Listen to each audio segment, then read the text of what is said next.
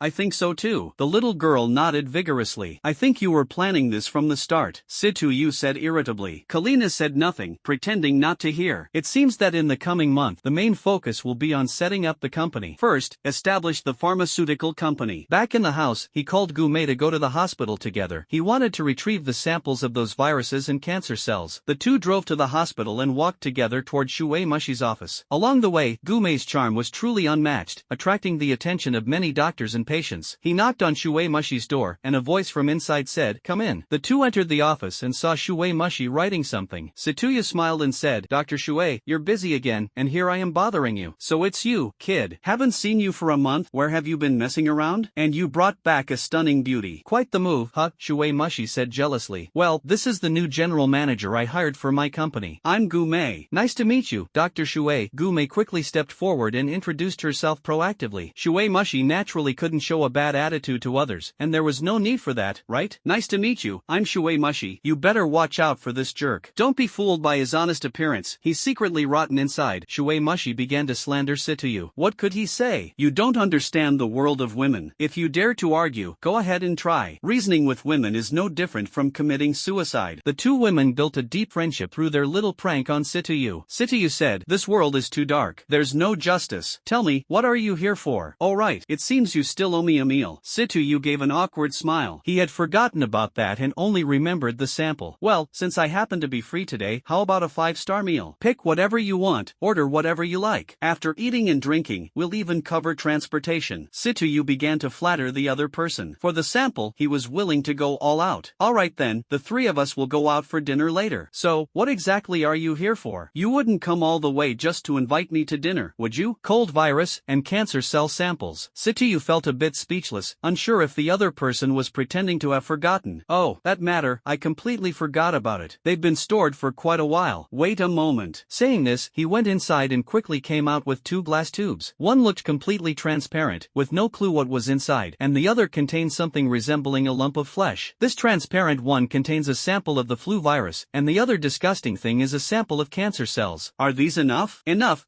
Situyu said as he took the samples. "Wait for me, I'll go store them." With that, he ran off. The two women didn't pay attention to him and started chatting about women's topics. Here, Situyu entered the restroom and stepped into a stall. He observed for a moment, there was no one else around. Main brain, devour the 2 test tubes and the samples inside. Understood, executing devour. In the blink of an eye, the 2 test tubes vanished. The analysis report from the main brain arrived quickly. "Master, the biological samples in the 2 tubes have been analyzed. The transparent one is a community of cold viruses, not a single type of virus cell. The genome has been fully sequenced. The second tube contains uncontrollably proliferating cells, which you refer to as cancer cells. Can the repair spores treat the diseases caused by these 2 types of cells?" "Absolutely no problem. Can you briefly explain the principle?" "For the first type of cold virus, the issue can be resolved by recording several genes of the virus sample into the repair spores. Once the spores detect this virus, they automatically release substances to eliminate it. If no cold virus is detected within 3 days, the spores automatically decompose and are metabolized out of the body." The second type, cancer cells, is even simpler. The repair spores directly engulf these singular cells. Why doesn't the cold virus directly choose to engulf? First, the cold virus is diverse and consists of many different cells. Engulfing would require many different spores, which are troublesome to produce. Second, the cold virus is highly mobile, so releasing substances can better flow with the bloodstream to eliminate it. "Alright, find some time to make 2 repair spore soft capsules. I'll figure out a way to get Shueimushi to help me find a few test subjects." Situyu returned to the office. These two women were already calling each other sisters, getting along so well they might as well share a pair of pants. He was a bit dumbfounded. Friendship between women really is simple. When it was almost time to leave work, Shueimushi made a phone call, saying she was taking half a day off in the afternoon. No one knew what she was up to. If Situyu found out about that matter, he probably wouldn't be in the mood to eat. The 3 of them set out together, with the 2 women sitting in the back while Situyu drove. He couldn't help but feel like a bodyguard. They arrived at a 5-star hotel. The doorman politely opened the door for the 2 ladies, completely ignoring Situyu as if he were invisible. They booked a private room and walked in. Shueimushi started ordering dishes, calling for a random assortment of items. Situyu had no idea what she was ordering. Gumei, on the other hand, was not shy. Ever since she saw all those transfers on her phone last time, she'd been thinking about milking the rich. This time, she finally got her chance. She didn't order many dishes but did request a bottle of wine 1997 1997 Henri J. Richbourg. After ordering, she even gave Situyu a small smile. Shui Mushi was a bit stunned. This girl was cunning. Situyu thought she seemed polite and figured she was a decent person, unlike Shui Mushi, who was too ruthless. The sheer number of items she ordered clearly cost a fortune. The dishes were served quickly, and Situyu, adhering to the principle of "I'm paying, so I might as well eat to my heart's content," began devouring the food. Meanwhile, the two women ate leisurely, sipping wine and enjoying the delicacies. They showed no signs of urgency. After all, if that guy dared to eat their portions too, they would simply order more. The ladies were in no rush. The meal dragged on for 2 to 3 hours, and a bottle of red wine was emptied. Situyu directly called the waiter to settle the bill. Soon, the waiter brought over the check. Upon seeing the price, Situyu was dumbfounded. Why was it so expensive? Even a 5-star restaurant wouldn't be this outrageous. He then looked through the list of dishes one by one, but there was nothing particularly extravagant. Then he noticed the wine section. What the heck? A bottle of wine costing over 100,000? That's ridiculously excessive. He glared fiercely at Gume, then raised one hand. Seeing the gesture, Gume quickly hid behind Shui Mushi. Shui Mushi couldn't understand what was going on. Someone raised their hand. So why are you hiding? There was no other choice. After eating and drinking, he had to take out his bank card, swipe it, and leave. On the way out, Situyu took advantage of Gume's lack of vigilance and gave her a slap on her little bottom. Ah! Gume cried out.